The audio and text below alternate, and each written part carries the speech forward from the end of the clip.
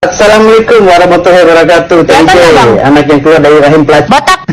Aceh. Tengku Iqbal Johar. Kamu kenal saya nggak? Gimana kabar ibu kamu? Sehat ya? Masih jadi Batak. TJ, saya tunggu di Jakarta ya. Saya. Nih, lihat muka saya masih kenal kan? TJ, salam sama kamu ya. Mudah-mudahan udah tahu jadi plat. Batak. TJ, kau jangan ngomong-ngomong dulu di media sosial. Saya tunggu kamu. Makasih. Tuh abang kenal nggak? Ini yang namanya si Firdaus Owil itu ya? Iya, Bang Firdaus. Yang pengacara dukun ya? Iya. Itu kalau orang yang sakti, orang yang berpendidikan, masa kayak gitu ngomongnya? Iya nggak boleh, iya makanya. Ya, nggak boleh. Karena orang yang membidangi jalur goib dan juga pendidikan tinggi, apalagi mereka kan orang yang paham hukum. Halo Sobat Fakta, Bang Pin ketemu lagi dengan Bang Pin yang terus mengabarkan fakta viral seputar selebritas tanah air yang terus saja bikin berita, dan dengan berita mereka tetap eksis di ranah media. Firdaus Owiwobo nampaknya kena jebakan dari Dennis. Firdaus yang pengacara ini, yang katanya tahu delik hukum dan katanya berpendidikan ini, ternyata mudah dikibuli. Dia ngomongnya di media sangat tidak terkontrol. Buktinya saat diundang oleh Dennis Karista, banyak sekali kata-katanya yang ngawur, sehingga banyak jadi lelucon dari netizen. Kelas pengacara yang seperti inilah yang diambil oleh para dukun. Dan yang paling parah adalah saat mengatakan, dan itu diunggah di kanal YouTube Dennis Karista, ditonton oleh jutaan orang. Dia mengatakan bahwa Teuku Iqbal Johar adalah anak yang keluar dan ibunya adalah seorang wanita tuna susila. Yang menarik adalah Teuku Iqbal Johar tidak emosi saat mendengar kata-kata itu. Dia datar-datar saja. Sementara Firdaus yang memancing kemarahannya, tetapi nampaknya tidak berhasil. Assalamualaikum warahmatullahi wabarakatuh. TJ, anak yang keluar dari rahim Batak. Aceh. Tengku Iqbal Johar. Kamu kenal saya nggak? Gimana kabar ibu kamu? Sehat ya? Masih jadi plat? Batak. TJ, saya tunggu di Jakarta ya. Saya. Nih, lihat muka saya masih kenal kan? TJ, salam sama kamu ya. Mudah-mudahan udah tahu jadi plat. Batak. TJ, kau jangan ngomong-ngomong dulu di media sosial. Saya tunggu kamu. Makasih. Tuh abang kenal nggak? Ini yang namanya si Firdaus Owil itu ya? Iya, Bang Firdaus. Yang pengacara dukun ya? Iya. Itu kalau orang yang sakti, orang yang berpendidikan, masa kayak gitu ngomongnya? Iya nggak boleh, iya makanya. Ya, nggak boleh. Karena orang yang membidangi jalur goib dan juga pendidikan tinggi, apalagi mereka kan orang yang paham hukum. Betul. Orang yang paham hukum itu akan berbicara sesuatu yang sesuai dengan kepastian hukum. Betul. Minimal kalau dia belum tahu, pasti menggunakan kata diduga. Misalnya, kamu TJ diduga anak pelacur ya? Betul. Begitu. Jadi harus ada kepastian hukum. Nah, kemudian kalau dia mengatakan dia orang yang belajar ilmu goib, tentu dia akan yakin bahwa saya bukan anak pelacur. Batak. Kan begitu? Iya, kalau dia bisa merawang ya. Nah, jadi ketika kita melihat orang lain, jangan kita samakan dengan diri kita.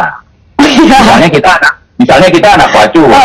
Jangan mengklaim bahwa orang lain juga seperti kita, kan nggak boleh seperti itu. Iya, betul juga. Dan kalau misalkan dia bisa merawang, tahu benar apa enggaknya ya, Bang ya? Iya, ini berarti payah. Kemarin kan mereka ngajak pembuktian adu tembak. Iya. Kan saya sudah menerima tantangan tersebut. Oh, udah. Iya, udah, dari kemarin kan udah. Terus datang aja, saya bilang, terus kenapa ngelak lagi? Saya yang disuruh ke sana. Kan gitu. Bawa senjata kan susah nanti. Disuruh ke Jakarta. Kan bawa senjata susah. Nanti kita dianggap anak-anak kan di bandara, pas di boarding nanti ini ngapain bawa senjata anak-anak gitu kan. Benar-benar. Nah, terus katanya kemarin aku tanya sama dia, kemarin pas podcast aku nyampe, kenal nggak sama Bang TJ? Katanya enggak. Jadi gimana tuh yang benar? Kenal nggak sih sebenarnya? Nah, jadi begini. Bingung. Sebelum video yang dia bilang nggak kenal, dia kan nanya, TJ siapa? TJ itu apa? Kan gitu dia nanya. Iya. Terus dia bilang, kalau dia laki-laki kenapa nggak datang kemari? Kalau dia nggak tahu TJ itu apa, kenapa dia bisa mengatakan kalau dia laki-laki datang kemari? Berarti kan dia udah kenal. Berarti di situ bohong, pertama. Yang kedua, video itu di-up nggak di publik? Gak tau di-up nggak sih itu? Di-up ya? Ada di YouTube ya? Ada di YouTube. Ada di YouTube. Saya belum lihat, baru kali ini saya lihat. Oh, belum lihat. Di YouTube baru terus kali ini saya dikirim. lihat. Berarti dia kebingungan dengan statement saya. Statement saya yang, yuk, pembuktian aja. Kalau memang pingin pembuktian. Kemarin gue juga udah sempet tanya itu ke dukun juga tanya. Nah, pak dukun ini kalau sakit ke dokter nggak? Tergantung kadang-kadang ke dokter juga. Nah, jadi buat kalian kalau sakit jadi mendingan ke dokter aja. Ke dokter ngapain ke dukun?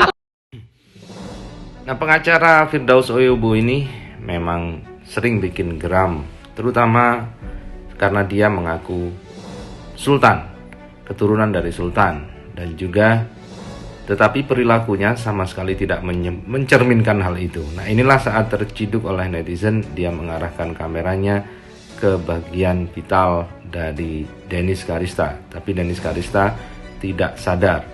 Karena itulah TIJ kemudian menantang Firdaus ini dan bikin perhitungan, serta mengecam Firdaus agar tidak lagi menghalang-halangi Marcel untuk membuktikan penipuan-penipuan yang dilakukan oleh para dukun itu.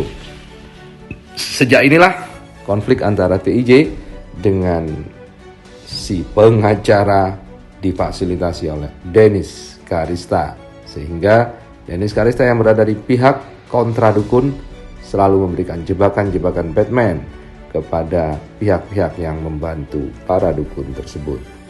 Saya ingatkan sekali lagi buat Bapak Firdaus atau Saudara Firdaus yang mengatakan dia sebagai pengacara Asosiasi Perdukunan Republik Indonesia yang berdasarkan KBBI, saya ingatkan, jangan halang-halangi pesulap merah. Jangan coba-coba halang-halangi pesulap merah. Menghalang-halangi dia sama dengan menghalang-halangi saya. Ingat itu. Sebelum reputasimu berantakan, mundur. Mundur nah, mundur. Ya, mundur. Negeri ini bukan punya mbahmu dan bukan punya mbahmu juga. Negeri ini milik rakyat. Ya, teman-teman, mari kita bersatu lawan pembodohan apapun bentuknya. Kita main skala kecil aja dulu.